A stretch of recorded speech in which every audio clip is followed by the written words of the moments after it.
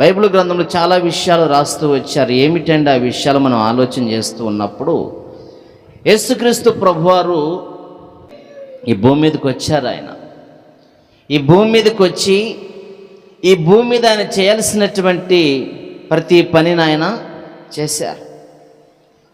చేసి వెళ్ళిపోయారు. మళ్ళీ ఒక రోజున నేను వస్తాను అని చెప్పారు. అప్పుడు ఎందుకు వచ్చాడు, ఇప్పుడు ఎందుకు వస్తాడని ఆలోచన చేస్తే, ఒకప్పుడేమో ప్రతి మానవుడు బాల్యం నుంచి వాని యొక్క జీవితం చెడ్డది. బాల్యం నుంచి వాడు పాపములోనే జీవిస్తున్నాడు. తల్లి గర్భములో తల్లి తన ధరించిన కాడ్నుంచి నేను పాపములోనే పుట్టానని దావీదు భక్తుడు మాట్లాడతాడు. భూమి మీద ఎవరన్నా నీతిమంతులుగా జీవించారంటే యేసుక్రీస్తు ప్రభువారు తప్ప ఎవ్వరు కూడా జీవించలేదు. కనుక మనం గమనించాల్సిన విషయం ఏమిటి అని ఆలోచన చేస్తే, మనమంతా కూడా దోషముల చేతను, అపవిత్రత చేతను, పాపము చేతను నింపబడినటువంటి పిల్లలం. ఇదంతా కూడా వెళ్ళిపోవాలని ఆలోచన చేస్తే యేసుక్రీస్తు ప్రభువారు భూమి మీదకి రావాల్సిన పరిస్థితి వచ్చింది. దానికి ముందుగా నోవా గారిని సువార్త ప్రకటింపజేసి అందరూ కూడా మార్పు చెందండి అని చెబితే ఎవరు కూడా ఆయన మాటలు లెక్క చేయలేదు. ఇవాళ సమూహాలుగా దేవుని సన్నిధికి వెళ్ళేవారు, సభలకు వెళ్ళేవారు, మీటింగ్స్కి వెళ్ళేవారు, కిక్కిరిస్తుండేటువంటి సందర్భాలు ఉన్నాయి. కానీ హృదయాన్ని దేవునికి ఎంతమంది ఇస్తున్నారంటే అంతమందిలో ఒక 10% కూడా లేరు. ఏంటండి అలా చెప్తున్నారంటే వాస్తవం అది. ఒక తండ్రికి 10 మంది పిల్లలుంటే అందులో వారి మీద బహు ప్రేమ కలిగిన వాడు, నీతిమంతుడు, బుద్ధిమంతుడు ఒక్కడే ఉంటాడు. 9 మంది తేడాగానే ఉంటారు. అలాగనే ఈ సృష్టిలో దేవుడు సృష్టించిన మానవులందరిలో 10వ వంతు మాత్రమే నీతిమంతులు ఉంటారు. అంతా కూడా దేవుల్లో ఉంటూ దేవునికి వ్యతిరేకకరంగా జీవిస్తున్నటువంటి దేవుని బిడ్డలుగా ఉన్నటువంటి వారు ఉన్నారు. అయితే వీళ్ళందరి కోసం యేసు ప్రభువారు పరిశుద్ధాత్మ ద్వారాగా మరియ గర్భమందు ఆయన ప్రవేశింపజేసి తదుపరి మానవుడిగా భూమి మీదకి వచ్చి 30 సంవత్సరాలు తన ఇంటిని, తన తల్లిదండ్రుల్ని, తన సహోదరుల్ని పోషించుకుంటూ వాళ్ళకి కావలసిన ఆదరణ పోషణ ఇస్తూ 3.5 సంవత్సరాలు తండ్రి పని చేశారు. ఈ 3.5 సంవత్సరాల చివరలో తండ్రి ఏ విధంగా అయితే నిర్ణయించి ఉంచాడో ఆ విధంగా తాను మ్రాను మీద, సిలువ మీద మరణించాల్సినటువంటి విషయం వచ్చింది. సిలువకు నిజంగా చెప్పాలంటే విలువ లేదు. ఏమీ లేదంట, విలువ లేదు. ఎప్పుడు విలువ వచ్చిందంటే ప్రభువైన యేసుక్రీస్తు వారు ఆ మ్రాను మీద ఎప్పుడైతే వెక్కారో ఆ రోజున దానికి విలువ వచ్చింది. రోమా సామ్రాజ్యంలో రోమా చట్ట ప్రకారం కఠినమైన శిక్ష ఏమిటో తెలుసా? ప్రతి మానవుణ్ణి సిలువ మీద చంపాలి. ఈ రోజుల్లో యావజ్జీవ శిక్ష అంటారంటే జీవిత కాలము జైల్లోనే ఉండాలి. రెండోది ఏమిటో తెలుసా? ఉరి తీయటం. ఈ 2 శిక్షలు మనకు కఠినమైనటువంటివి. ఆనాడు రోమా చట్టంలో ఉన్నటువంటి కఠినమైన శిక్ష ఏమిటని ఆలోచన చేస్తే సిలువ వేసి చంపటం. ఏమేటమంట? సిలువ వేసి చంపాలి. తన సిలువను తనతో మోయిస్తారు. తీసుకెళ్ళిపోయి ఒక ఎడారి ప్రదేశంలో తనకి మేకులు కొట్టేసేసి ఏం చేస్తారంట? వ్రేలాడి తీస్తారు. సాయంత్రం అయ్యేటువంటి సమయంలో వాడి కనుక మరణించకపోతే తన కాళ్ళని ఎరగొట్టేస్తారు, కట్ చేస్తారు. బ్లడ్ బీడ్ అయిపోవడం, రక్తమంతా వెళ్ళిపోవటం ద్వారాగా ఆ మనిషి త్వరగా మరణిస్తాడు. అస్తమయ వేళ కొయ్య మీద మనిషి ఉండటానికి వీల్లేదు. అది శిక్ష. అది రోమా చట్ట ప్రకారం కఠినమైనటువంటి శిక్ష అన్నమాట. అది అదే ప్రకారంగా యూదులంతా కూడా యేసుక్రీస్తు ప్రభువారు సిలువేయాలని, ఆయన దేవుని కుమారుడు అంటున్నారని, ఆయన వైపు అనేక ప్రజా సమూహాలుగా వెళుతున్నారు. శాస్త్రులు, పరిసయ్యులు అనబడినటువంటి వారు ఆయన చంపాలని ఆలోచన చేసి ఒక రాత్రిలో, అసలు రాత్రులు తీర్పులు జరగవు. ఏమి జరగవంట? రాత్రి తీర్పులు జరగవు. గవర్నమెంట్ వారు రాత్రులు జరిగితే ఏమన్నా కోర్టు రాత్రి ఉంటుందా? పగులే ఉంటుంది, డ్యూటీ నైట్లో ఉండవు. కానీ ఆ కాలంలో కూడా అలాంటి ప్రాసెస్సే ఉంది. కానీ రాత్రులు న్యాయం తీర్చారంటే యేసుక్రీస్తు ప్రభువారు. రాత్రి కాల సమయం జడ్జిమెంట్ జరిగింది. 14 తీర్పులు జరిగినాయి అంట. 14 సార్లు తీసుకెళ్లారు యేసు ప్రభువారిని సుమారుగా. ఇన్నిసార్లు చేసినా కూడా పిలాతు గారికి ఆయనలో ఏ దోషము కానరాట్లేదని మాట్లాడాడు. యూదులు అంటున్నారు, సిలువై, దేవదోషం చేస్తున్నాడు అని చెప్పి మాట్లాడటం ప్రారంభం చేశారు. అయ్యా, ఆయనలో ఏ దోషమో మాకు కానరాట్లేదంటే దేవుని కుమారుని అంటున్నాడు, అది ఎంతకన్నా దేవదోషం ఏముంది అని చెప్పి కేకలు వేయగా కేకలే గెలిచిని.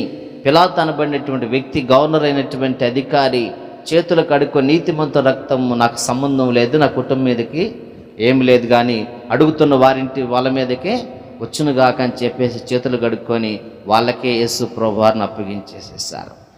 కనుక ఈ విషయం ఎందుకు చెప్పుకుంటున్నామంటే, సిలువ అనేటువంటిది యేసు ప్రభువారు దాని మీదకి బలిపీఠం అనే సిలువ మీద అర్పించబడిన తర్వాత సిలువకు విలువ వచ్చింది. అంతకుముందు సిలువకు ఎలాంటిదో తెలుసా? క్రూరమైనటువంటిది, కఠినమైనటువంటిది, ఒక మనిషిని బలి తీసుకునేటువంటిది అనేది దానికి ఒక విధానం ఉంది, శిక్షకు సంబంధించింది అది. కనుక యేసు ప్రభువారు ఎక్కిన తర్వాత ఆయన రక్తము దాని మీద కార్చిన తర్వాత అది పరిశుద్ధపరచబడి ఆ సిలువకి విలువ వచ్చింది. అయితే ఆయన చూస్తున్న సందర్భంలో అనేకమైన కొరడాలతో కొట్టారు, ముళ్ళ కిరీటం పెట్టారు, చేతుల్లో మేకులు కొట్టారు, కాళ్ళల్లో మేకులు కొట్టారు. సొగసైన స్వరూపమైన ఆయనలో లేదు, రక్తచిత్తమైపోయినాడు.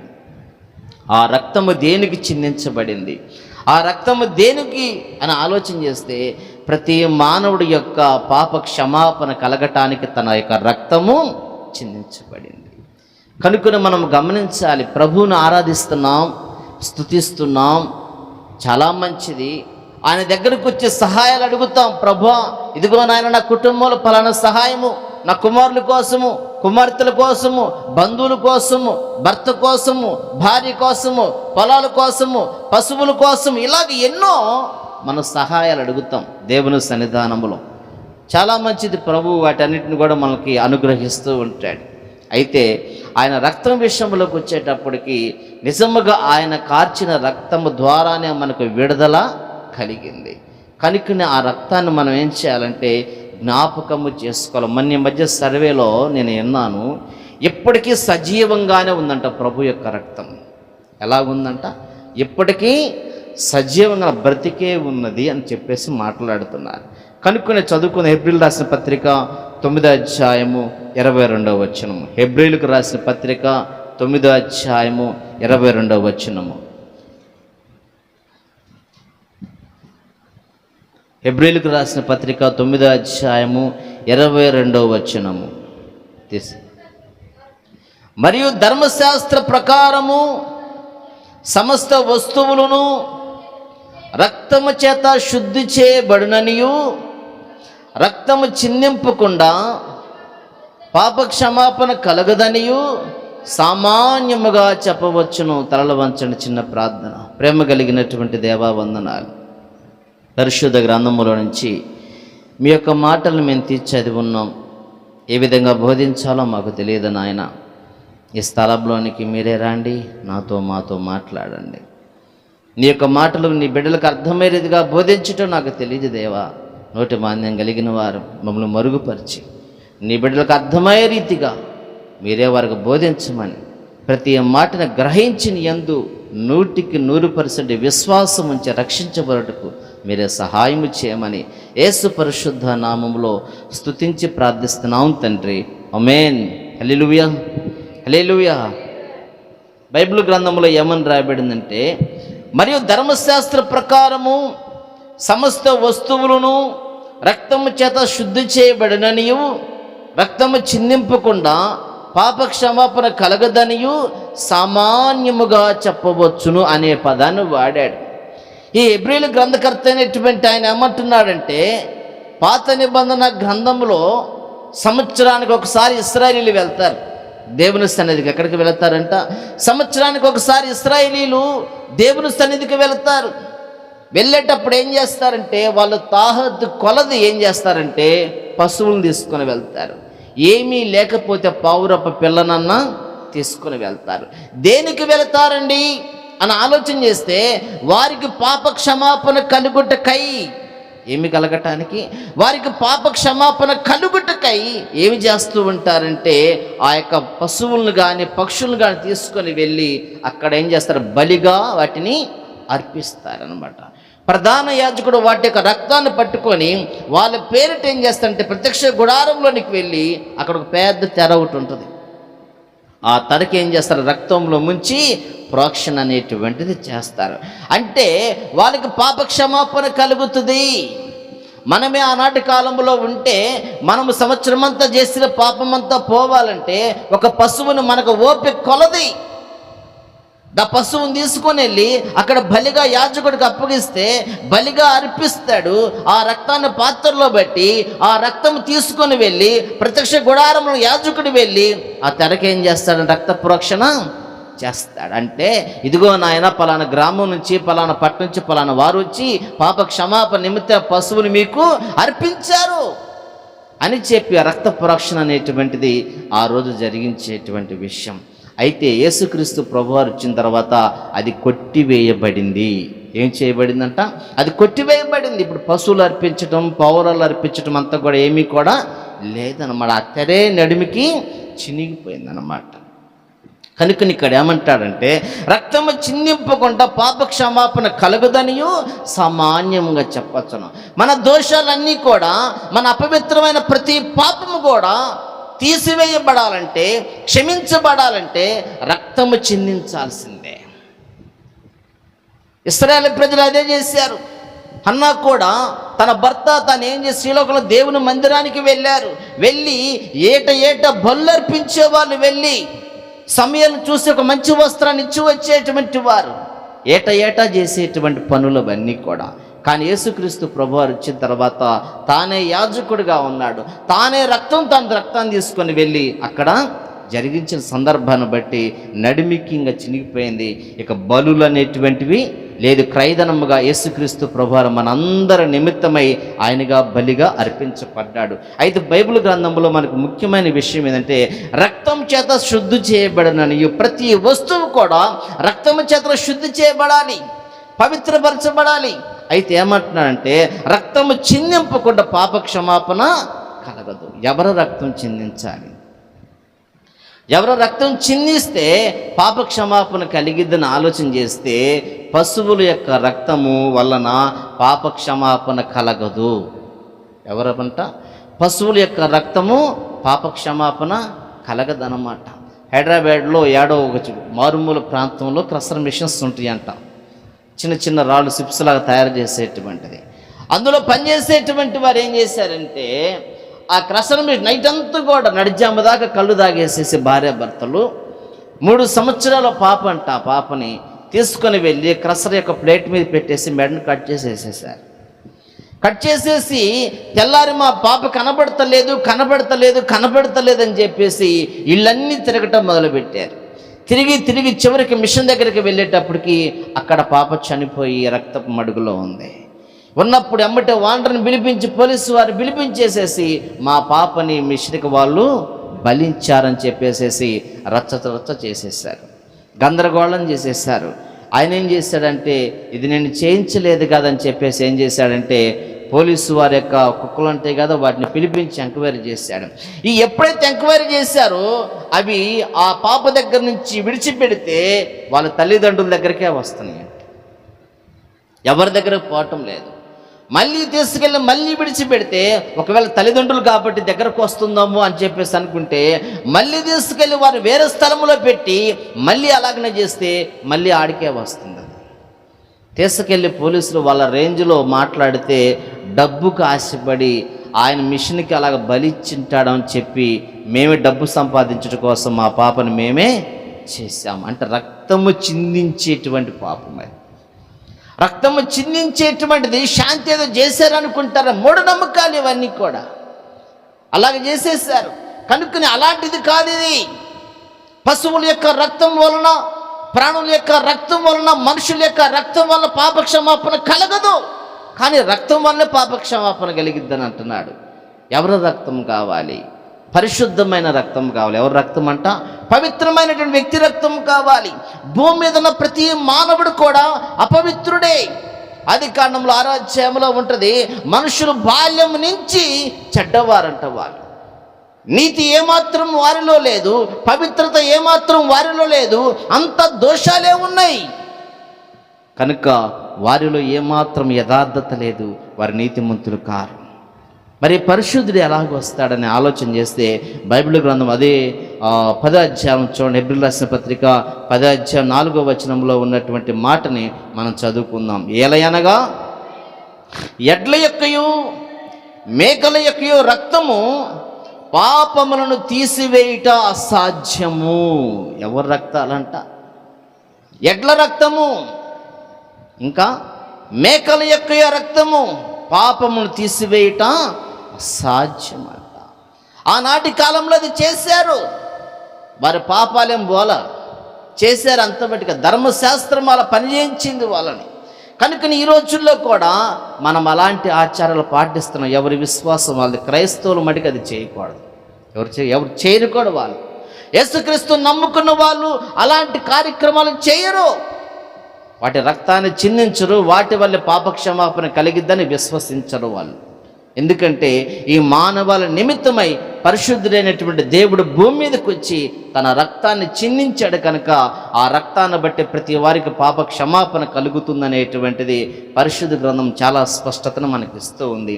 అయితే మనం విశ్వసించాల్సిన విషయం ఏంటంటే ఎడ్ల యొక్కయు మేకల యొక్క రక్తము పాపమును తీసివేయటం అసాధ్యము అనేటువంటిది చాలా స్పష్టతగా ఇస్తుంది. అయితే మన దోషాలు ఎవరు తీసేస్తారండి? మన దోషాలు ఎక్కడ పరిశుద్ధపరచబడతాయని ఆలోచన చేస్తే మనం పాత నిబంధన గ్రంథంలో నిర్గమాకాండంలో ఒక సాట రాయబడి ఉంటుంది.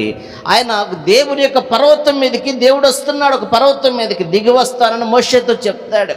చెప్పేటప్పుడు ఏమంటాడంటే ఇశ్రాయేలు ప్రజలు నా మాటలు వినటానికి పర్వతం దగ్గరకు రమ్మను, పర్వతాన్ని ఎవరు ముట్టుకోవద్దన్నాడు. ఏమన్నాడంట? పర్వతం దగ్గరకు రమ్మను, కానీ పర్వతాన్ని ఎవరు కూడా ముట్టుకోవద్దు. ముట్టుకున్నారంటే ఆ క్షణమే వారు మరణిస్తారు, దానికి ఎడంగా ఉండమను అన్నాడు. అయితే దానికి ముందుగా క్రమశిక్షణ పెట్టాడు. 3 దినముల ముందుగా వారి వస్త్రములని ఉదుకుకొనుము అన్నాడు. ఏం ఉదుక్కోవాలంట?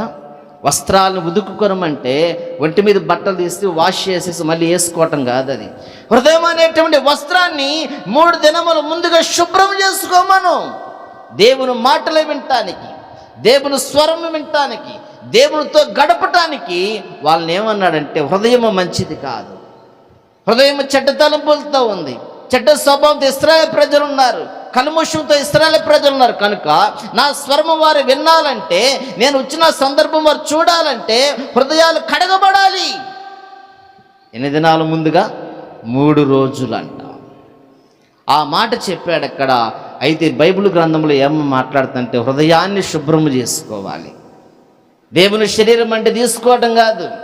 దేవుని శరీరం తీసుకునేటువంటి వారు కనీసము ఒక 2 రోజులైనా ఒక్కరోజైనా సరే సమయోచితమైన విధానం బట్టి ఉపవాసం ఉండి కన్నీరు కార్చి ఆయన జ్ఞాపకం చేసుకొని మనం ఆ విధమైనటువంటి బలారాధనల పాలుపంపులు పొందాలి. అంతేగాని తాత్కాలికంగా ఏదోలే దొరికిందిలే రొట్టె ముక్కమని మనం తినకూడదు. శాపగ్రస్తులు అవుతారని బైబిల్ చెప్తుంది. అయోగ్యంగా ప్రభు యొక్క రొట్టె తిన్నవాడు శాపగ్రస్తుడు అవుతాడంట.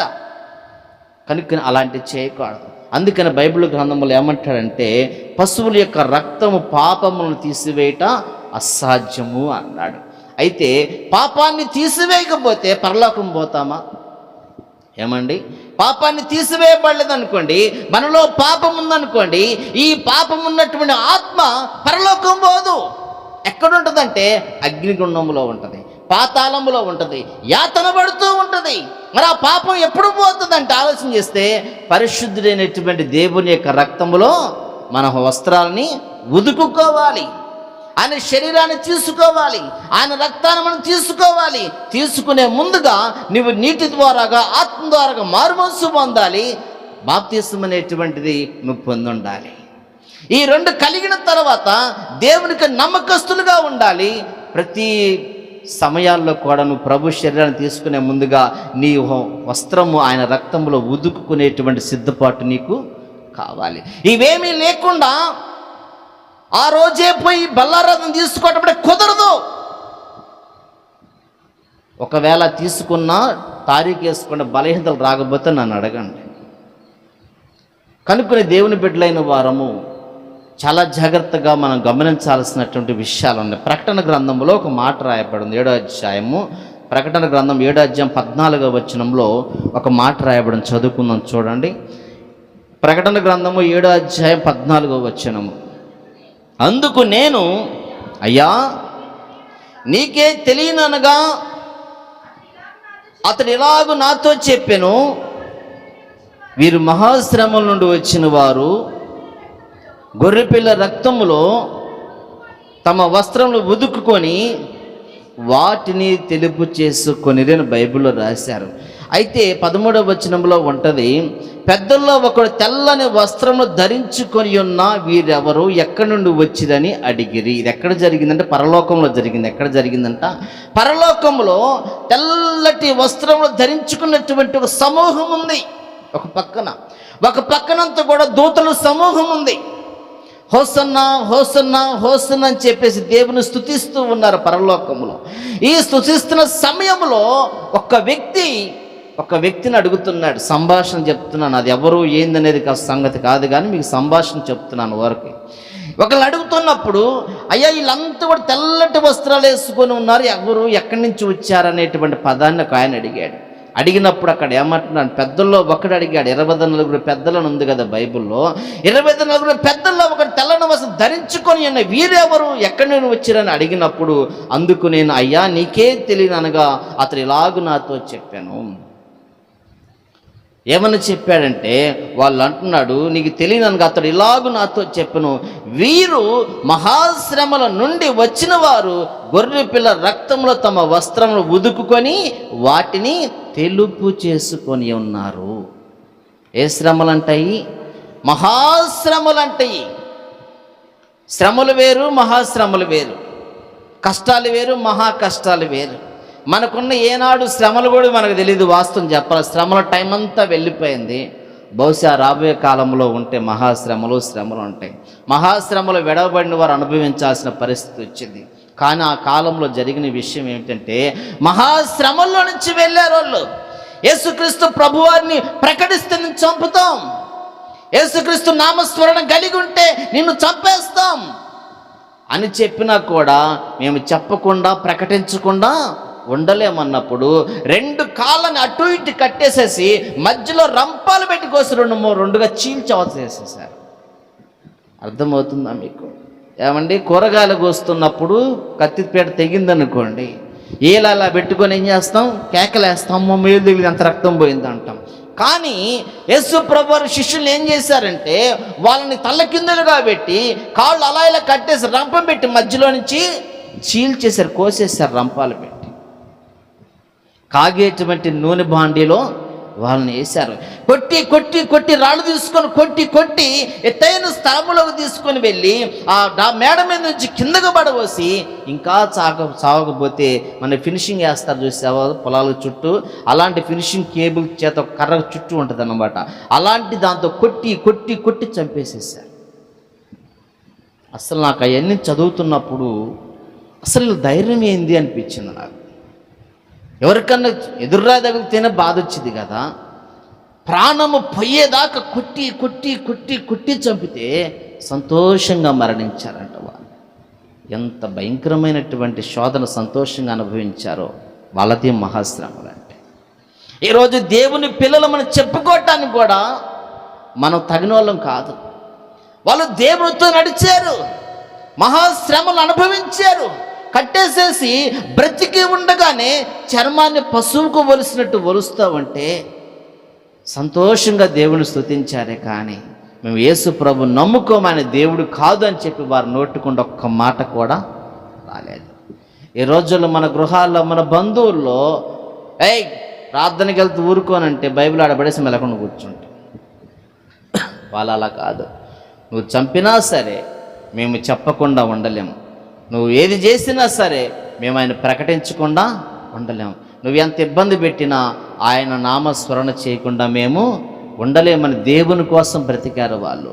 ఎన్నో శ్రమలు అనుభవించారు. ఈ మధ్య కాలంలో కూడా భయంకరమైన బ్రతికున్నటువంటి వారి మీద చాలా కట్టెలు తీసుకొచ్చి వేసేసి ఒక గోతులో పడేసేసి వాళ్ళని చాలా కట్టెలు తీసుకొచ్చి వారి మీద వేసేసి వాటిని నిప్పెట్టి తగలబెట్టేసేసారు, కాల్ చేశారు మనుషుల్ని. అర్థమవుతుందా? స్త్రీలను అయితే జుట్టు పట్టుకుని ఎనికిరిసేసి ఇంతబడి కోసి అవతల పడేసేసారు. మహాశ్రమలండి. వాళ్ళు దేవుని కోసం బ్రతికారు, దేవుని కోసం మరణించారండి. ఇలా మనకు కలిగేటువంటి అమ్మో నాకు ప్రభువుని నమ్ముకున్నా నాకు ఎందుకు ఇచ్చినాయి అంటాం. బలహీనతలు వస్తే ప్రభుని సేపిస్తాం, కుటుంబ సమస్యలు వస్తే ప్రభుని సేపిస్తాం. అవి శ్రమలు అంటారా? కానే కాదు అవి. అందుకని ఇక్కడ పరలోక రాజ్యములో తెల్లటి వస్త్రాలు వేసుకున్న టీం ఉన్నప్పుడు 24 పెద్దల్లో ఉన్నటువంటి వ్యక్తిని ఒక ఆయన అడుగుతున్నాడు, వీళ్ళు తెల్లటి వస్త్రాలు ధరించుకొని ఉన్నారు, ఎవరు వీళ్ళని అన్నప్పుడు వీళ్ళ మహాశ్రమంలో నుండి వచ్చిన వారు గొర్రెపిల్ల రక్తంలో తమ వస్త్రములను ఉదుకుకొని వాటిని తెలుపు చేసుకున్నారు. రక్తంలో ముంచితే వస్త్రం తెల్లగుంటుందా ఎర్రగుంటుందా? మీరు చెప్పండి. ఎర్రగా ఉండాలిగా, తెల్లగా ఎందుకు ఉంటుంది? ఇది ఆత్మ సంబంధమైన విషయం. ఇది వారి దోషములన్నీ కూడా మహాశ్రమంలో పోగొట్టేశారు. గొర్రెపిల్ల రక్తము ద్వారాగా పరిశుద్ధపరచబడ్డారు, కడగబడ్డారు వాళ్ళు. మనం ఎన్నాళ్ళు బ్రతుకుతామో తెలియదు. నాకెందుకంటే ఈ మాటలు వింటుంటే ఒక్కరోజు ప్రభు కోసం బ్రతికినా చాలు. కలకాలం బతికి చీచ అనిపించుకోవడం కంటే 6 నెలలు బతకటం బెటర్ కదా. అలాగనే దేవుని కోసం బ్రతకటం కావాలి. డబ్బు కోసము ఈ పరిచర్యను కొనసాగించకూడదు. చాలామంది డబ్బు సంపాదించాలంటే పరిచర్యను వాడుకుంటున్నారు. డబ్బులు సంపాదించటం కోసం పరిచర్యలను వాడుకుంటున్నారు. ఇంతకన్నా అడుక్కుంటే చాలా బెటర్. నాకు లేదమ్మా అంటే ఇస్తారు కదా, అడుక్కుంటే భిక్షాటం వేస్తారు కదా. దేవుని పనిని అడుక్కోవటానికి వాడుతున్నారు చాలామంది. ఎంత దరిద్రత అండి. యేసు ప్రభువారేమో పరలోకం నుంచి భూమి మీదకి వచ్చేసి మానవాళి నిమిత్తమై నల్లగా కొట్టబడి సొగసైను స్వరూపమైన లేకుండా రక్తము కార్చి చూడటానికి కూడా నేత్రాలు తెరవటానికి కనురెప్పలు కూడా సహకరించలేదు ఆయనకి.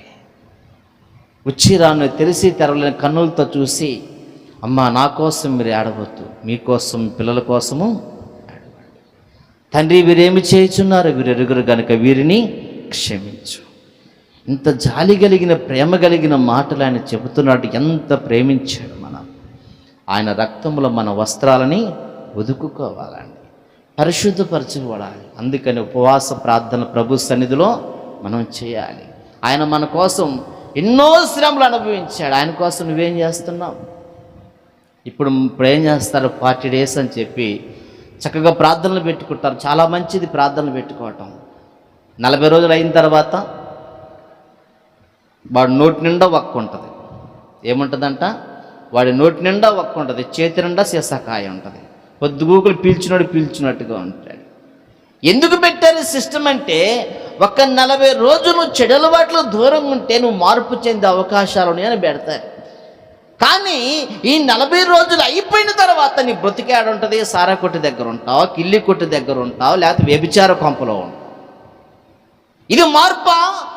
నీ కోసం వచ్చి సిలువలో రక్తము కార్చి నీ కోసం మరణించిన ప్రభు కోసం నువ్వు చేసేది ఇదేనా? దేవుడు నిన్ను ధనాన్ని అడగట్లా. ఏమడుగుతున్నాడు తెలుసా ఆయన? నీ హృదయము నాకిమ్ము అన్నాడు. హృదయాన్ని ప్రభు మనల్ని అడుగుతుంది. నీ కోట్ల రూపాయల ఆస్తులు కాదు అని అడిగేది. కనుక దేవుని బిడ్డలైనటువంటి వారు మన వస్త్రాలని ప్రభు యొక్క రక్తములో ఉదుక్కునేటువంటి వారు ఉండాలి.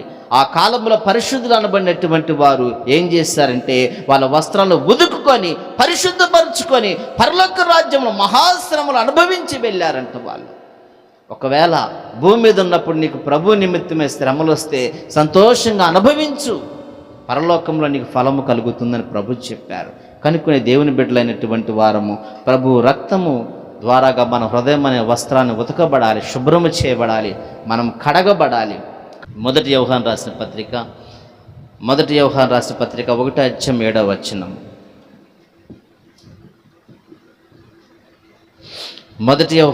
పత్రిక 1:7 చూడండి.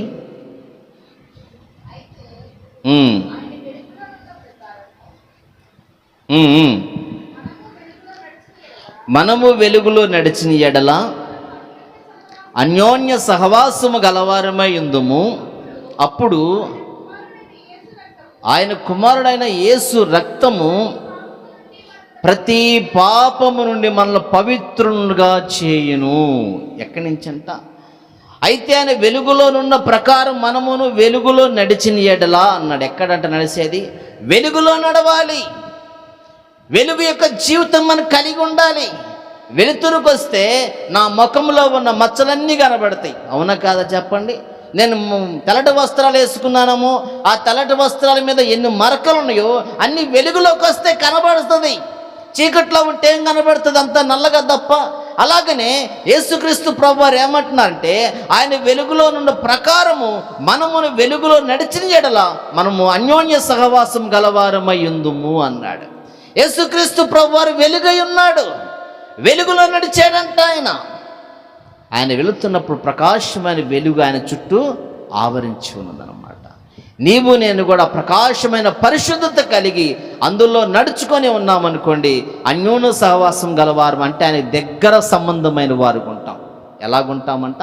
దగ్గర సంబంధమైన వారుగా ఉంటాం, ఆయన బిడ్డలుగా ఉంటాం, ఆయన స్నేహితులుగా ఉంటాం, నిత్యం ఆయనతో సహవాసం కలిగిన వారుగా మనము ఉంటామని సెలవిస్తూ ఇంకా అంటాడు, అప్పుడు ఆయన కుమారుడైన యేసు రక్తము ప్రతి పాపం నుండి మనలను పవిత్రులుగా చేయను. ఈ భూమి మీద పవిత్రత కలిగినటువంటిది, పవిత్రతను కలిగించేటువంటిది ఏదైనా ఉన్నదంటే యేసుక్రీస్తు ప్రభువారి రక్తము తప్ప ఇంకేది కూడా లేదు. నువ్వు కోడెల రక్తం తీసుకురా, మేకల రక్తం తీసుకురా, లేకపోతే పౌరాల రక్తం తీసుకురా, ఇంకేదైనా చేయి నువ్వు, దాని వలన మనిషి యొక్క పాపము పోవటము అసాధ్యము, జరిగే ప్రసక్తి కాదు.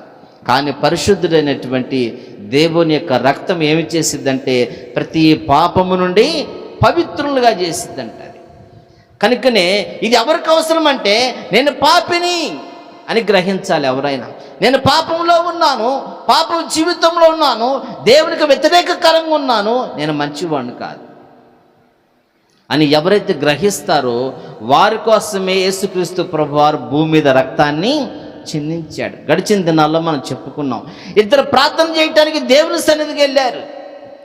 ఒక ఆయన దేవుని సన్నిధిలోనికి వెళ్ళిపోయి మంచి విజ్ఞాపన ప్రార్థన చేశాడు. చేసి ఏమంటున్నాడంటే, బయటనున్న సుంకర వల్లే ఉన్నందుకు నీకు కృతజ్ఞత స్తుతులు అని చెప్పి అన్నాడు. బాగా హెచ్చించుకో, వారానికి 2 సార్లు ఉపవాసం ఉంటున్నాను, నా రాబడిలో సంపాదనలో నేను 10వ వంతు తీస్తున్నాను అని చెప్పి ఈ సుంకర వల్లే ఉన్నందుకు కృతజ్ఞతాస్తుతులు అంటే ఇంకా హెచ్చించుకున్నాడు. ఇంకా పదాలు చాలా ఉన్నాయి అక్కడ. ఇలాగ హెచ్చించుకుని ప్రార్థన చేశాడు. ఆయనది అయిపోయిన తర్వాత సుంకరి అనబడినటువంటి పాపి జీవితంలో ఉన్నటువంటి ఏమంటున్నాడంటే, ఆకాశం వైపు కళ్ళెత్తుగా ధైర్యం చాలక రొమ్ము కొట్టుకొని దేవా పాపినైన నన్ను క్షమించయ్యా అని కన్నీరు కార్చాడంట. తలెత్తడానికైనా ధైర్యం చాలేదు. ఆకాశం వైపు, ఆకాశమందు దేవుడు ఉన్నాడు కదా, ఆయన సింహాసనం వేసుకొని కూర్చొని ఉన్నాడు. ఆయన వైపు చుట్టానికి కూడా ధైర్యం చాలక దేవా పాపిని నన్ను క్షమించయ్యా అని ప్రార్థన చేస్తే దేవుడు ఆ పరిసైడి కంటే సుంకర నీతిమంతునిగా తీర్చి తన ఇంటికి పంపించినట్టుగా బైబిల్ గ్రంథంలో మనకు స్పష్టతనిస్తుంది. కనుక ఎవరమైతే నేను పాపిని, నా దేవుని యొక్క రక్తం చేత నా దోషాలన్నీ ప్రభు కడుగుతున్నాడు, నా పాపాల నిమిత్తం రక్తం చిందించాడు అని చెప్పి నువ్వు విశ్వసిస్తే ఆ రక్తం నీ కోసం ప్రభు చిందించాడు. విశ్వసించకపోతే నీ కోసం కాదు. ఎవరి కోసం కాదంట? నేను పాపుల్ని పిలవచ్చుతుంది కానీ నీతిమంతుల్ని పిలవరాదు. ఇశ్రాయేలు ఇంటి వారిని నశించిన గొర్రెలు ఎత్తుగా పోవుడి అని చెప్పి తన శిష్యులతో మాట్లాడాడు. ఎవరైతే నశిస్తున్నారో, ఎవరైతే సమస్యల్లో ఉన్నారో, ఎవరైతే కృంగిపోతున్నారో, ఎవరైతే అపవాద్యత బాధించబడుతున్నారో, ఏ ఆదరణ లేక ఎవరైతే ఉన్నారో, దీనులు ఎక్కడైతే ఉన్నారో వారందరి కోసం యేసుక్రీస్తు ప్రభువారు భూమి మీదకి వచ్చారు.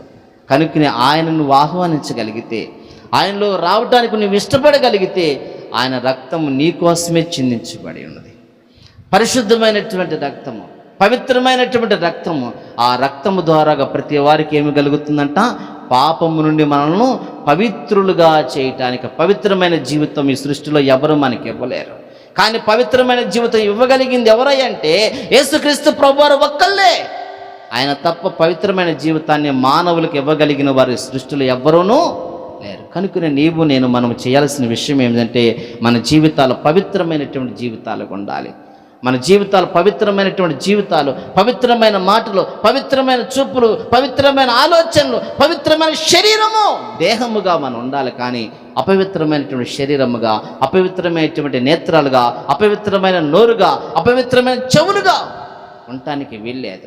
మనం ఏది అన్నా, ఏది మాట్లాడినా, ఏది చూసినా, ఎక్కడ ఉన్నా కూడా పవిత్రమైనటువంటి జీవితం మనలో ఉన్నప్పుడే దేవుడు గొప్పగా మనల్ని ఆశీర్వదిస్తాడు. కనుక నీవు నేను మనం ఏ స్థితిలో ఉన్నాం, ఎక్కడున్నాం, ఏం చేస్తున్నాం అనేటువంటిది గమనించి దేవునికి అనుకూలమైనటువంటి జీవితంలో మనం ఉండాలి. అయితే బైబిల్ గ్రంథంలో ఒక మాట అంటాడు, దేవుడు మనతో ఉండాలంటే, మనము దేవునితో ఉండాలంటే మనం చేయాల్సినటువంటి పని ఏమిటంటే, యోహాను సువార్తలో ఆఖరి మాట చదువుకొని ముగించుకుందాం. యోహాను సువార్త 6వ అధ్యాయము 56వ వచనం చూడండి.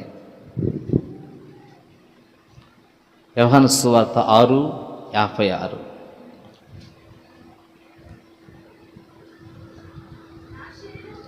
నా శరీరము తిని నా రక్తము త్రాగువాడు నాయందును నేను వానియందును నిలిచియుందుము, జీవం గల తండ్రి నన్ను పంపిన గనుక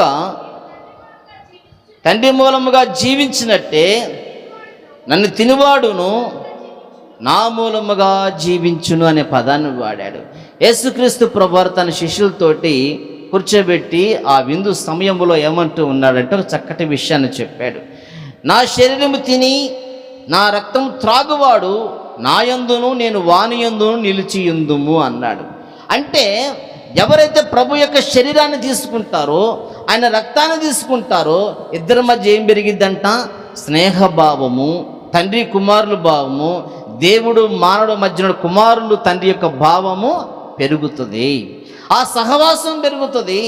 దేవుడు మానవుడిగా భూమి మీదకి వచ్చింది దేనికంటే, తన రక్తము ద్వారాగా, శరీరం ద్వారాగా ప్రతి మానవుని పవిత్రపరిచి పరలోకం తీసుకుని వెళ్ళటానికి. అర్థమవుతుందా? పరలోకం తీసుకోవాలి. విమానం ఆకాశంలో ఎగిరిద్ది కదా, డబ్బులు జోబులో పెట్టుకుని దిట్టగా వెళ్ళిపోయి విమానం ఎక్కితే రాణిస్తారు లోపలికి? విమానం ఎక్కాలంటే దానికి కావలసినటువంటి అన్నీ కూడా మనకు కావాలి.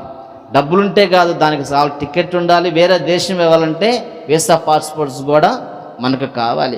ఇవేమీ లేకుండా నేను ఎక్కుతాను, నా దగ్గర బోల్డెన్ డబ్బులు ఉన్నాయంటే కుదరదు. అలాగే పరలోక రాజ్యం వెళ్ళాలంటే నీవు వాటిని సంపాదించుకోవాలి. ఏంటిని సంపాదించుకోవాలంటే ఆయన శరీరము, రక్తం అనేటువంటి దాన్ని నువ్వు తీసుకున్న ఎడల ఇద్దరి మధ్య సహవాసం అనేటువంటిది, ప్రేమ అనేటువంటి, అన్యోన్యత అనేటువంటిది సంబంధిస్తుంది. కనుకనే దేవుని యొక్క బిడ్డలైనటువంటి వారము రక్షించబడాలి, రక్షణ పొందాలి. ప్రతి ఒక్క బలారాధనకు ముందు మనం ఉపవాసం ఉండి తీసుకోవాలి. కానీ ఉపవాసం లేకుండా బలారాధన మనం ప్రభు శరీరం, రక్తాన్ని తీసుకోకూడదు. కనుక దేవుని బిడ్డలైనటువంటి వారి యొక్క విషయాలను స్పష్టతగా మనం గమనిస్తున్నాం. అందుకని మొదట్లో మనం చదువు హెబ్రీయుల రాష్ట్ర పత్రికలో 9:22 ఏమంటాం? రక్తము చిందింపకుండా పాప క్షమాపణ కలగదంట. ఈ భూమి మీద మానవుడికి ఒక పాప క్షమాపణ కలగాలంటే రక్తము చిందించాలి.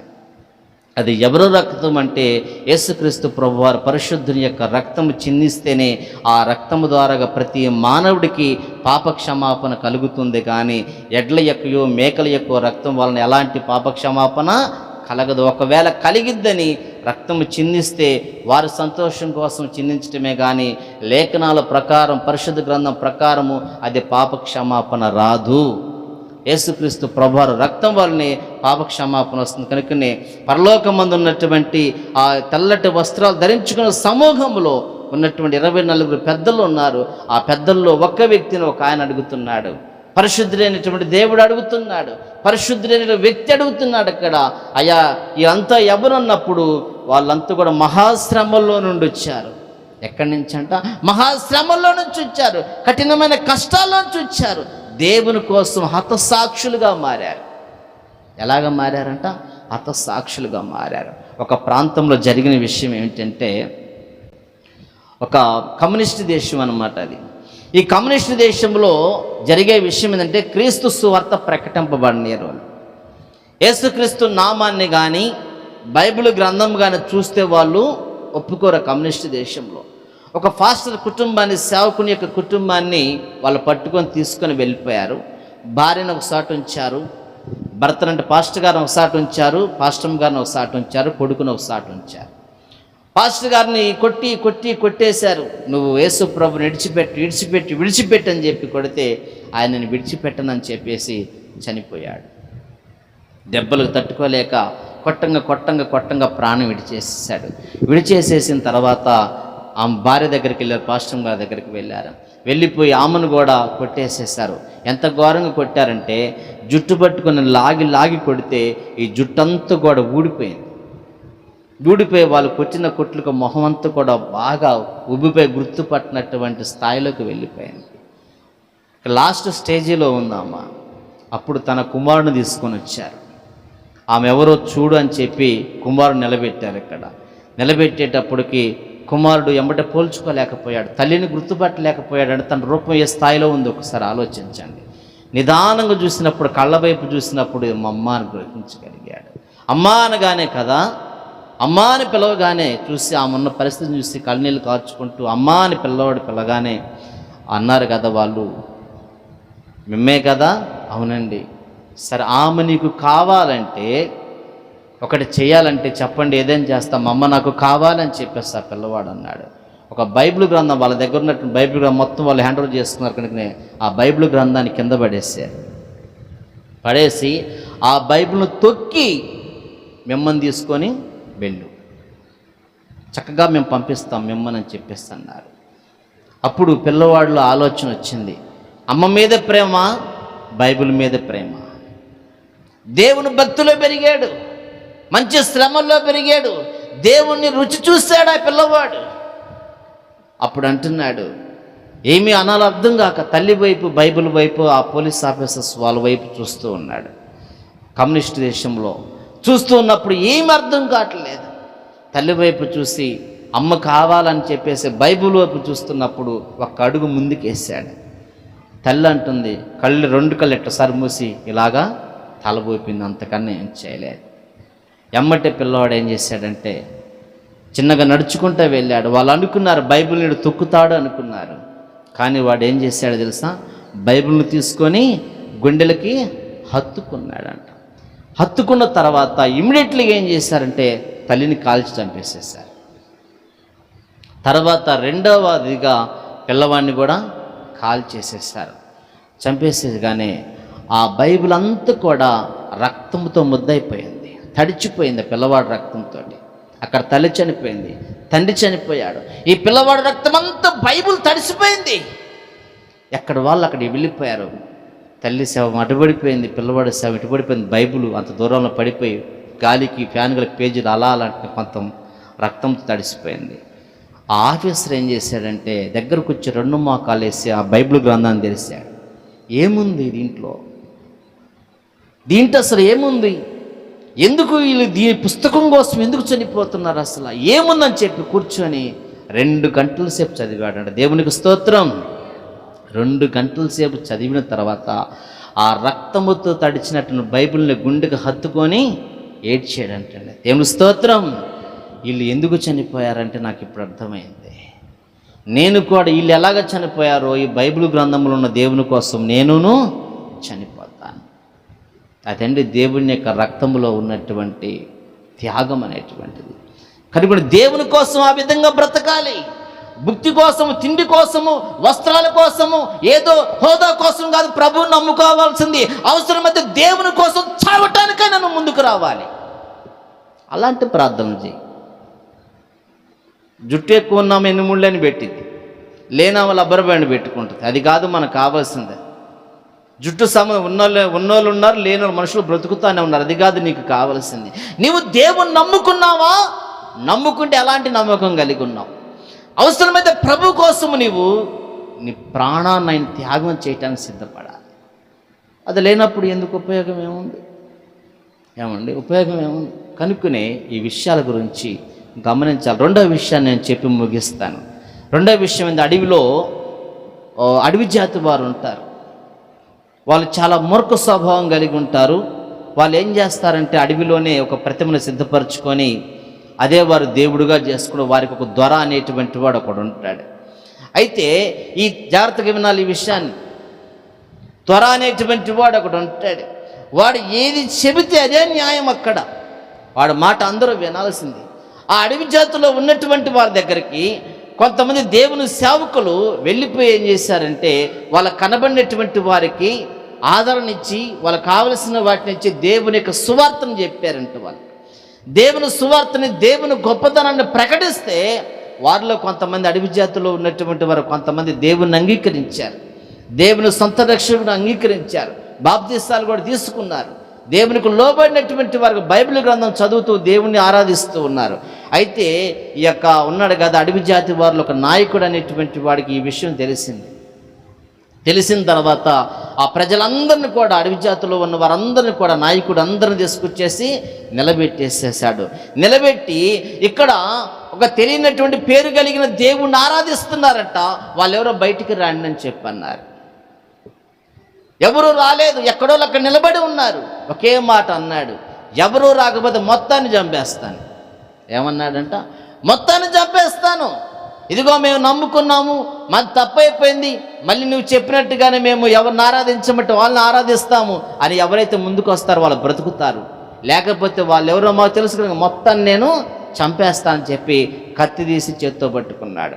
అప్పుడు సుమారుగా ఒక 50-60 మంది ఏం చేశారంటే బయటకు వచ్చి మేము ప్రభుని నమ్ముకున్నాము, మేము ప్రభుని ఆరాధించాము, ఆయన దేవుడు అనుకున్నాము, ఇదిగో మాకు నుంచి ఆ దేవుడు అవసరం లేదని బైబిల్స్ మొత్తం కూడా పక్కన పెట్టేసేసి వాళ్ళు సైడ్ అయిపోయారు. అయితే ఒక తండ్రి కొడుకున్నారు, అందులో 12 సంవత్సరాల కుమారుడు అన్నమాట తండ్రికి. ఆ పిల్లవాడు తండ్రి మట్టికి రాలేదు. అప్పుడు అంటున్నాడు, ఆ దొరానబడిన నాయకుడు అంటున్నాడు, మీరిద్దరేంటి యేసు ప్రభుని విడిచిపెడతారా లేదా అని చెప్పేసి అడిగినప్పుడు వాళ్ళు ఏమన్నారంటే ఏ మాట చెప్పకుండా తల్ల వంచుకొని ఉన్నారు. ఆయన దొరానబడినటువంటి వ్యక్తికి కోపం వచ్చేసేసింది. వాడి దగ్గర లాక్కరాండి అని చెప్పి ఆ పిల్లవాడి తండ్రిని అంటే లాక్కొని వచ్చారు. అడిగి లాక్కొని వచ్చిన తర్వాత నువ్వు నిజం చెప్పు, నువ్వు ఆ బైబిల్ దేవుని విడిచిపెడతావా లేదా? విడిచిపెట్టకపోతే నేను నిన్ను చంపేస్తాను అనేటువంటి మాటని చెప్పాడు. అయితే అతను 2 నిమిషాలు ఆగేమన్నాడంటే తలవైపు చూసి, నువ్వు నన్ను చంపినా నేను బయటికి ఆ దేవుణ్ణి విడిచిపెట్టను అన్నాడు. వాడు ఉగ్రుడైపోయి ఆవేశంతో కత్తి తీసుకొని కొడితే తలకాయ ఎగిరి అంత దూరం భయపడిపోయింది. ఏమైపోయిందంట వింటున్నారా? అంతా కూడా ఆవేశంతో ఆ దొరానబడినటువంటి వ్యక్తి కత్తి తీసుకుని వేస్తే మెడంతబడి తెగి అవతల పోయి పడింది. మొండం కొట్టకలాడి అయిపోయింది. ఈ దృశ్యమంతా కూడా 12 సంవత్సరాల బాలుడు తన కుమారుడు ముందే జరిగిన తండ్రి ఆ విధంగా చంపబడటం, ఆ విధంగా అయిపోవటం. వణికిపోతున్నారు జనాలంతా, గడగడ వణికిపోతున్నారు. ఈ సమయంలో ఆ దొరానబడినటువంటి వ్యక్తి పిల్లవాడిని కూడా దగ్గరికి పిలిచాడు. రేయ్, మీ నాన్నకి ఏ గతి పట్టిందో నీకు కూడా అదే గతి పట్టింది, నీ సంగతి ఏంది చెప్పు అన్నాడంట. వాడేమీ మాట్లాడటం లేదు, మౌనమైపోయాడు. పిల్లవాడు కాదు, 12 సంవత్సరాల వయసుకి ఎంత ఓపిక ఉంటుంది? అందరూ భయపడిపోతున్నారు. ఈ సమయంలో జరిగిన విషయం ఏమిటంటే ఆ దొర అడుగుతున్నాడు పదే. అప్పుడు ఆ పిల్లవాడు ఒకే ఒక మాట అన్నాడంట, దొరా, నన్ను చంపి ముక్కలుగా చేసి ఆ రక్తముతో తడిచిన చొక్కా తీసుకెళ్ళి నీ కొడుకేస్తే వాడు కూడా యేసు ప్రభువుని నమ్ముకుంటాడనే మాట మాట్లాడాడు. దేవుని స్తోత్రం. మా నాన్న చంపటం కాదు, నన్ను ముక్కలుగా చేసి నా రక్తంతో తడిచిపోయిన చొక్కా తీసుకెళ్ళి కొడుకేస్తే వాడు కూడా యేసు ప్రభుని నమ్ముకుంటాడు ద్వారా అని గట్టిగా చెప్పాడంట. ఆ మాట ఎప్పుడైతే పిల్లవాడు చెప్పాడో ఆ దొర అనబడిన వ్యక్తి చేతిలో ఉన్న కత్తిని కింద పడేశాడు. దగ్గరకు వచ్చి మోకాళ్ళు వేసి అంటున్నాడంట, ఏంట్రా నీ ధైర్యం, ఏంట్రా నీ విశ్వాసం అంటే, నువ్వు మా శరీరాలను చంపుతున్నావు. ఏం చేస్తున్నాడు? నువ్వు మా శరీరాన్ని చంపుతున్నావు. ఆత్మలు చంపువాడు పైన ఉన్నాడు. నువ్వు నా శరీరమే నీకు దొరికింది కానీ నా ఆత్మ నీకు దొరకదు. శరీరాన్ని ఆత్మ చంపువానికి దేవునికి భయపడాలి. నీకు నేను భయపడాల్సిన అవసరం లేదు. నన్ను ముక్కలుగా తరిగాయి, ఆ రక్తము తడిచిన చొక్కా తీసుకెళ్ళి పిల్లవాడికి వేసి చూడు, వాడు ఎలాగ మారిపోతాడని చెప్పి ధైర్యంగా చెప్పగానే 2 మోకాళ్ళేసి యేసుక్రీస్తు ప్రభువు సొంత రక్షకునిగా ద్వారా అంగీకరించాడు. దేవుని స్తోత్రం. కనుకనే నీవు నేను కూడా యేసుక్రీస్తు ప్రభువు రక్తంలో అంత పవర్ ఉందన్నమాట. కనుకనే ఏదో నామకార్థ క్రైస్తవులాగా, ఏదో ఆదివారాలు పండగలకి ప్రార్థనకి వెళ్ళేటువంటి వారుగా మనం ఉండకూడదు. నువ్వు ప్రభువుని నమ్ముకుంటే పర్ఫెక్ట్గా నమ్ముకో, లేకపోతే ఇబ్బంది ఏమీ లేదు. కాదు ఆస్తులు కలిసి వస్తాయని, ఐశ్వర్యం కలిసి వచ్చిద్దని, లేకపోతే ఇంటిలో మేళ్ళు కలుగుతాయని ప్రభును నమ్ముకోవాల్సిన అవసరం ఎంతైనా లేదు. దేవుడు నిజమైన దేవుడు, గొప్పవాడు, ఆయన తప్ప సృష్టిలో ఎవరునూ లేరు అని నువ్వు విశ్వసించి ఆయన నమ్ముకో. నువ్వు ప్రభు కోసం సిద్ధపడు. నీ బంధువుల దూరమైన నీకు ఇబ్బంది లేదు.